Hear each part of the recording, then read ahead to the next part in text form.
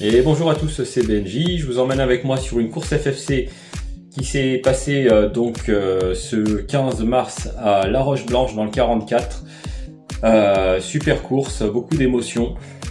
J'ai pu finir dans l'échappée, une échappée donc de 8 coureurs qui a été jusqu'au bout et qui est parti au deuxième tour.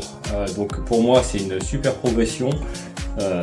J'ai fini 8ème de l'échappée, 8ème et dernier de l'échappée. J'ai eu des crampes sur les 2 derniers tours, mais c'est une énorme progression par rapport au niveau que j'ai et aux performances que j'ai faites dernièrement. Maintenant j'arrive à tenir le rythme d'une échappée, donc plein gaz jusqu'au bout, et ça c'est vraiment super à titre personnel. La vidéo de la course a eu un petit problème, j'ai une toute nouvelle caméra que je ne maîtrise pas du tout. Et donc la séquence est faussée, on ne voit pas toute la course. Je vous partage quand même les images juste derrière, ça permettra à quelques personnes de se voir et je sais que ça fait toujours plaisir d'avoir un retour sur sa course. Donc félicitations au vainqueur Michael et puis les résultats sont, bien sûr, je pense que les résultats vous savez où ils sont sur tous les sites, le site de la FFC et Vélopresse Collection. Et puis profitez bien des quelques images que j'ai pu filmer et à bientôt pour une prochaine vidéo. Ciao. Bon voilà, on se retrouve au départ de la course. Donc de La Roche-Blanche dans le 44 avec cette caméra Insta360 que j'ai eu simplement la veille au soir. Du coup je ne maîtrisais pas du tout les réglages de la caméra, c'est une caméra qui est assez technique et c'est pour ça que la vidéo s'est mal passée forcément. Alors là on est au départ, petit retour, on en profite là sur mon résultat, donc 8ème place, j'ai terminé donc dernier de l'échappée et je me suis battu les 2 derniers tours contre des crampes qui commençaient à venir. C'était vraiment assez bizarre parce que je me sentais vraiment très bien dans mes jambes, je sentais que j'allais pouvoir accélérer et peut-être même dominer les autres sur le sprint final. Et puis je me suis mis en danseuse dans une côte et au moment où je me suis mis en danseuse, j'ai la cuisse droite qui a crampé. Et en fait ça m'a bien calmé, du coup j'ai fait les 2 derniers tours en moulinant, en essayant de mettre le moins de pression possible sur mes muscles, en prenant un peu moins de relais. Et c'était assez stressant parce qu'il y avait le peloton qui revenait derrière, etc.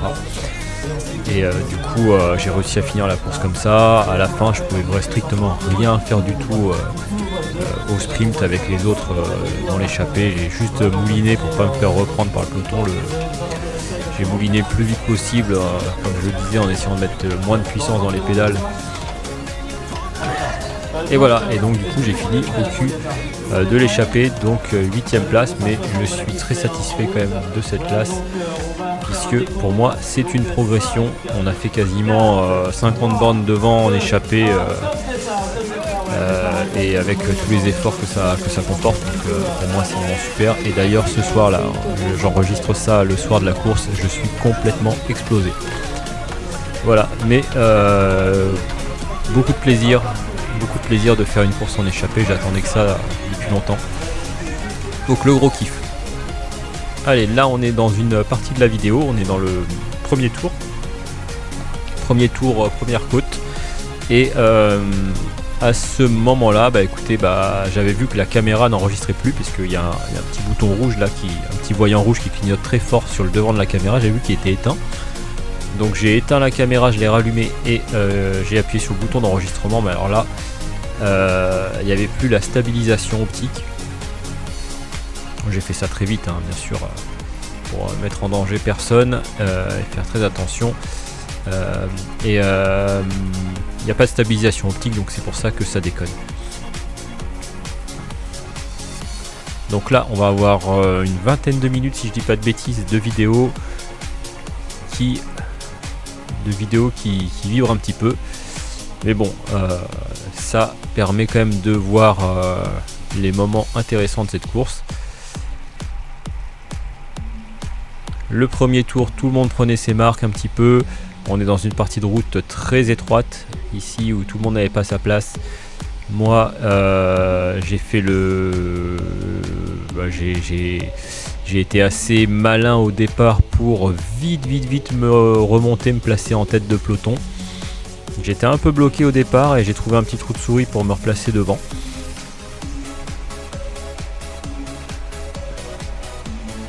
Et puis comme d'habitude, je vais me battre pour essayer de rester un petit peu aux avant-postes. Pour pas manquer les coups, quoi, tout simplement. Surtout sur une course comme ça où il y a des bosses. C'était évident que ça allait partir.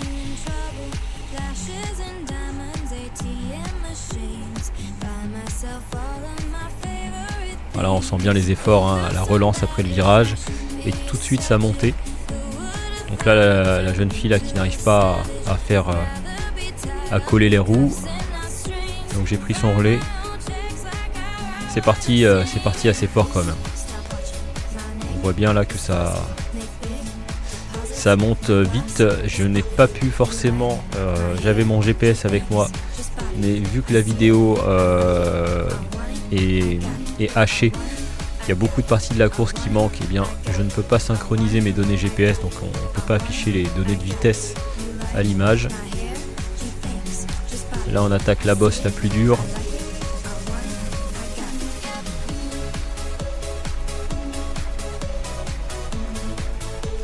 Et j'essaye de trouver un petit trou de souris pour me replacer encore plus à l'avant. On voit bien que ça bouge.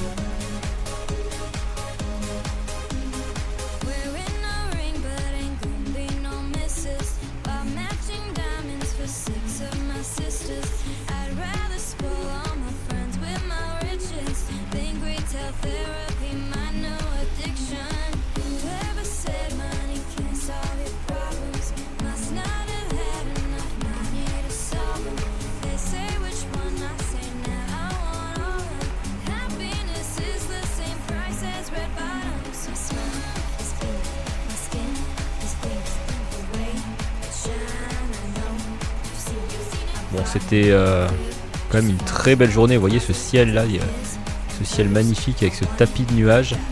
C'était vraiment des conditions idéales pour courir. Il y avait de la fraîcheur, un ensoleillement, de la fraîcheur, l'air était frais et vraiment propice à réaliser des efforts physiques. Allez, là on est arrivé dans le toboggan. C'était légèrement descendant avec le vent dans le dos. Et ici, on passait largement les 50 km/h.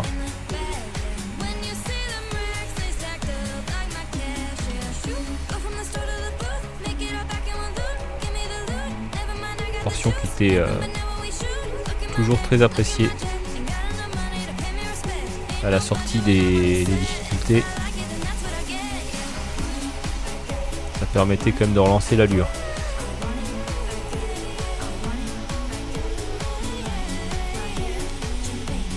Allez, on va enchaîner sur une route départementale qui était légèrement descendante également et roulante.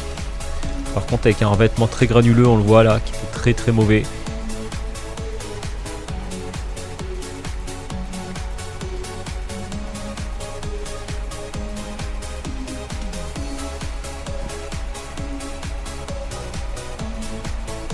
Alors actuellement il y a encore du monde devant moi.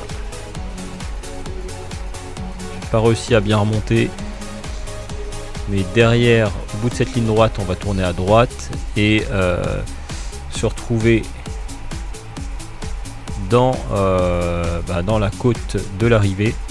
Alors on peut pas appeler ça une côte, c'est plutôt une sorte de grand faux plat montant, mais qui monte bien quand même. Ça doit être du 2-3%.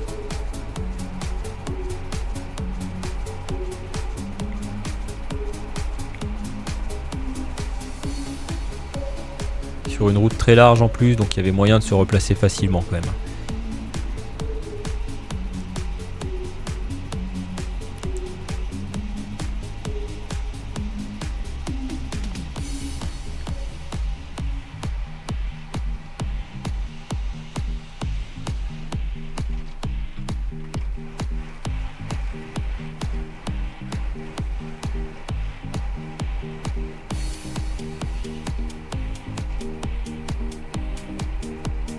Allez, on est toujours dans le peloton actuellement. Et on est donc dans ce qui sera la ligne droite d'arrivée sur la fin de la course. Et moi, je cherche toujours un trou de souris sur la droite, sur la gauche pardon, actuellement.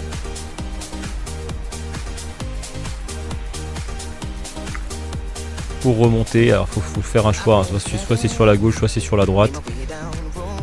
Puis une fois qu'on a choisi, voilà, il y a un trou. Vous l'avez vu le trou, et bien tout de suite, dès que j'ai mon ouverture, tout de suite je pars quoi. Et d'ailleurs j'avais vu au loin qu'il y avait un groupe qui était parti. Donc j'ai vraiment pas attendu quoi. Je suis parti tout de suite pour faire le jump et rejoindre le petit groupe d'échappés qui était parti dès le bas de cette petite bosse.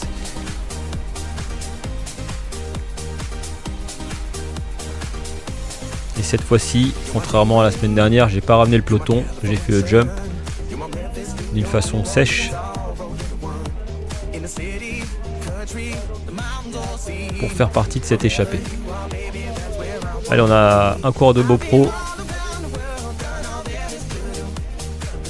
Je suis désolé pour les autres maillots, je ne reconnais pas le club. Et là on a eu un problème de voiture là, vraiment c'était n'importe quoi, il y avait une voiture sur le circuit, c'était une personne âgée qui ne savait pas vraiment comment gérer son véhicule. Par chance ça nous a pas trop ralenti, je pense que le peloton a été peut-être un peu gêné aussi derrière, donc ça a équilibré un petit peu le combat, puisque comme l'échappée a été gênée et le peloton aussi, un partout balle au centre. Et derrière on coupe pas les efforts et on continue à tenter de s'échapper.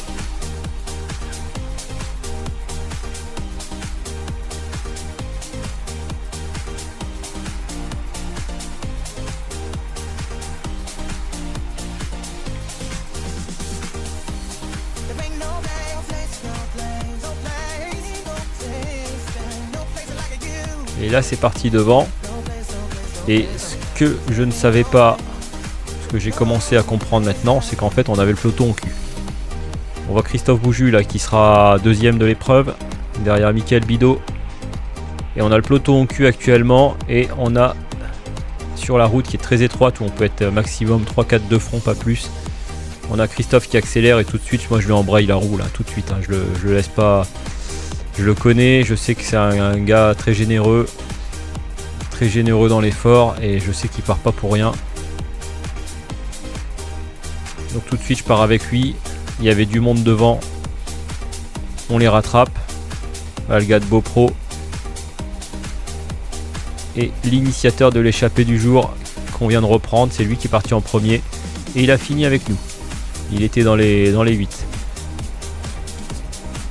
Cette fois-ci, on est parti pour de bon. On double un Access 1-2. Il y a eu énormément d'écrémage sur la course. On a passé notre temps à reprendre des groupes de coureurs distancés de la catégorie des Access 1-2. C'est assez impressionnant. Et au fur et à mesure de la course, on a même pris un tour à des Access 3-4.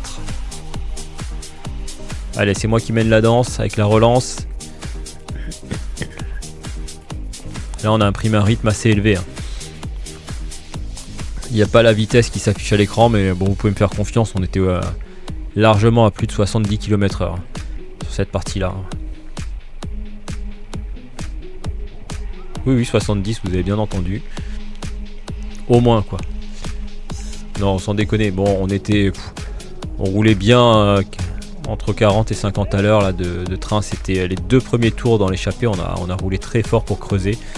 Et moi, dans ma tête, je me suis posé la question, je me suis demandé si j'allais finir et si j'allais pas lâcher un moment, parce que c'était très dur. Alors quand on roule très vite comme ça, c'est dur de s'alimenter, c'est dur de boire, de trouver un petit moment de répit. Bon, au bout d'un moment ça s'est calmé quand on a vu il y avait des endroits du parcours où on pouvait regarder notre position par rapport à celle du peloton. Quand on a vu qu'on avait énormément d'avance et qu'on les voyait plus, le rythme s'est un peu relâché au bout de quelques tours. Cependant, cette échappée, pour ceux qui n'étaient pas dedans, bah, vous pouvez la voir actuellement, et il y avait quand même une bonne organisation. Tout le monde était volontaire, à part un coureur du SCO d'Angers. C'est un coureur qui nous a rejoint, donc il a apparemment fait le jump du peloton pour nous rejoindre, donc il s'est complètement mis dans le rouge pour nous rattraper. Et d'ailleurs ça se comprend parce qu'on roulait quand même très vite, donc pour qu'il nous rattrape il a dû vraiment se mettre dans le rouge, et derrière il a eu du mal à récupérer de ses efforts, donc il est vraiment resté au cul de l'échappée pendant assez longtemps, et il n'avait pas forcément le niveau pour tenir le rythme. Donc il nous a laissé rouler. Par contre à l'arrivée il n'a pas fait le sprint, hein, il n'y a pas eu d'embrouille,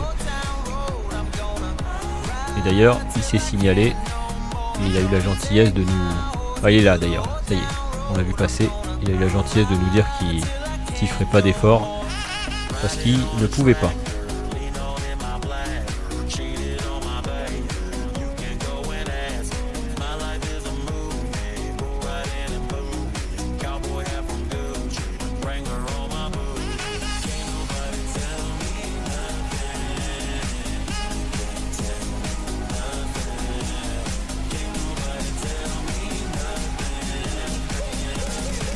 Alors, dans toute cette partie de mémoire, on était toujours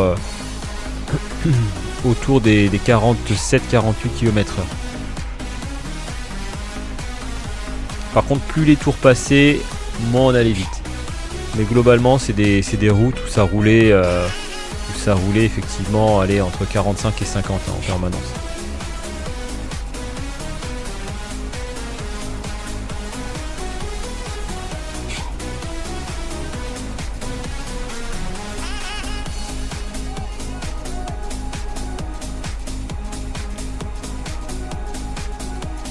Voilà, donc les coureurs qui se relaient au sein de l'échappée.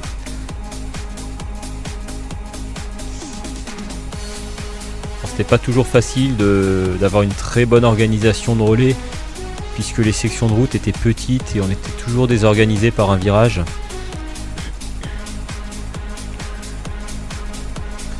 Et également on n'avait pas non plus que des routes plates. Donc ça favorisait la désorganisation. Donc cette succession de virages. Et puis ces routes, ces routes qui montaient, quoi, les bosses, quoi. Les bosses, un peu, ça casse un petit peu le rythme de la rotation. Et la fluidité de la rotation, parce que tout le monde ne monte pas à la même vitesse, c'est pas facile pour... tout le monde n'a pas les mêmes aptitudes. Alors quand on est sur du plat, c'est plus facile du plat et des grandes lignes droites, c'est plus facile de tourner avec de la régularité.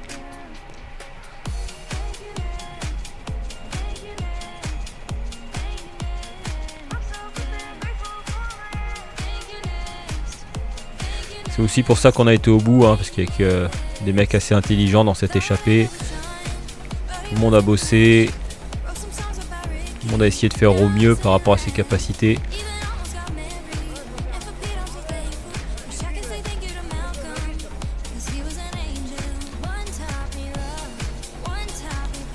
Et à la fin, tout le monde était fier quand même d'être arrivé au bout. C'est une grande satisfaction de réussir à tenir tête au peloton. D'ailleurs d'après les dires en fin de course et les petits retours qu'on a eu, le peloton revenait très très fort sur nous. Alors moi je sais qu'au sein de l'échappée, les 3 derniers tours, on a quand même baissé de rythme. Ça s'est nettement senti. Les 3 derniers tours, les 3 tours avant l'arrivée, le peloton était encore très très loin, on le voyait vraiment pas. Sur une partie du parcours, on avait une vue très très dégagée sur l'arrière. On voyait pas le peloton quand même, il était vraiment très loin. Apparemment il avait plus d'1 minute. Alors qu'à l'arrivée il était à 20 secondes derrière nous à peine. Donc ça c'est sûr que sur les derniers tours on a vraiment baissé de rythme. Mais ça a quand même été au bout et c'était vraiment le kiff du jour pour tout le monde, tous les membres de cette échappée. Alors pour ma part, pour mon cas personnel, je suis pas en mesure de gagner une course en fait. La tête veut gagner mais le corps suit pas. Je progresse, ça c'est indéniable. Le corps marche de mieux en mieux, mais je suis pas encore capable. Là, en ayant passé, alors je pourrais peut-être gagner une course, mais il faudrait des conditions optimales. Là, en faisant partie de l'échappée, en ayant fait les efforts pour justement que cette échappée aille au bout, en prenant ma part du travail. Donc 50 bandes d'échappée. Les 2 derniers tours, je crampe un petit peu. Bon, je suis pas en mesure de faire le sprint à l'arrivée. Voilà. Donc si je ne progresse pas, je pense que tous ces efforts là me font progresser. Mais si je progresse pas, je pourrais pas. C'était pareil à Remouillet. À Remouillet, j'étais bien placé pour faire un top 10. Et puis au final, quand il a fallu se mettre debout sur les pédales à l'arrivée, musculairement, j'avais plus rien. J'avais plus rien dans les cuisses. Et en fait, je pouvais même pas me mettre debout sur le vélo. C'était trop dur physiquement en fait. Du coup, j'ai glissé en 30e place dans le peloton. J'ai pas pu faire le sprint. Je me suis fait avaler par le peloton. Voilà. Donc ça va être dur de gagner sauf des conditions optimales, avec un parcours qui me convient, avec peu d'efforts effectués. Sans ça sera compliqué, mais bon, moi je fais ça pour le plaisir et mon kiff c'est d'être en échappée quoi. Après le reste, rester caché dans le peloton en attendant la fin pour bondir, et même si je gagne, je vais pas me faire plaisir. Donc ça m'intéresse pas, je préfère kiffer comme ça en échappée et vivre des émotions fortes en course. Parce que même si on se fait reprendre par le peloton dans le dernier tour, bah finalement c'est une émotion négative, mais ça reste une émotion forte. Et du coup, bah, moi je préfère vivre mes courses comme ça plutôt que de rester planqué et puis éventuellement d'accrocher une très bonne place en faisant 300 mètres de course quoi. Voilà, ça c'est juste mon opinion personnelle sur la vision que j'ai d'une course. Après chacun a la sienne et libre à chacun de kiffer à sa façon.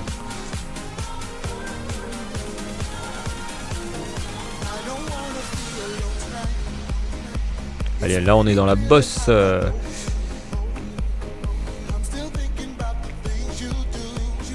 on s'était bien organisé quand même parce que les bosses on avait décidé de pas les monter trop vite. Donc ça montait à une trentaine de km/h. Et puis derrière on appuyait un petit peu sur le plat. On essayait de monter les bosses au train, pas se mettre dans le rouge, et à partir du moment où on était là sur le plat, de relancer un peu plus fort pour relancer la machine au-dessus des 40 à l'heure et redonner du rythme à l'échappée. Donc là c'est moi qui fais le travail.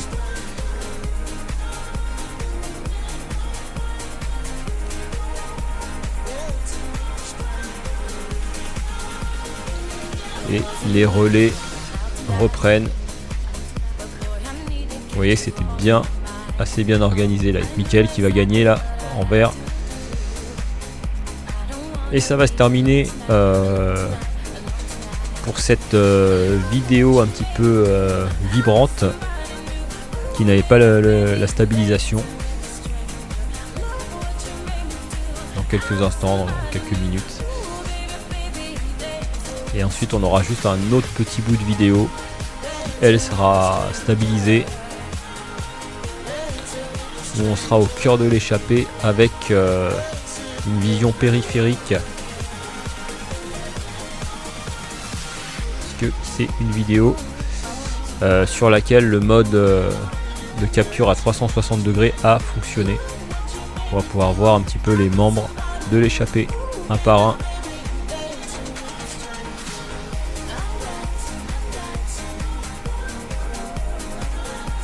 Ce virage était difficile, le virage qui était un petit peu avant là, était difficile à chaque fois, c'était un rond-point d'ailleurs. Il était difficile pour l'échapper parce que à chaque fois il y avait des écarts à la relance et on perdait la compacité du groupe. Et donc on perdait forcément un petit peu l'unité du groupe. Parce que les premiers ont passé le virage tous à la file indienne et puis quand les premiers relançaient, forcément il y avait cet effet d'élastique là et les derniers se retrouvaient loin. On se retrouvait à faire des efforts inutiles.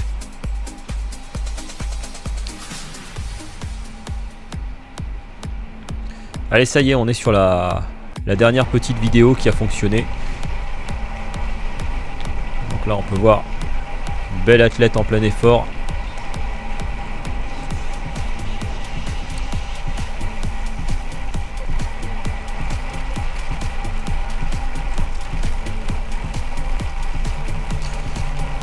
Et là vous êtes au cœur de l'échappée avec le vainqueur en vert, Michael Bido.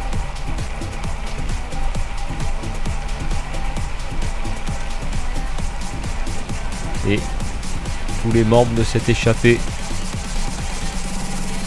Christophe Bouju, un coureur de Beaupro et un coureur de Saint-Léger également.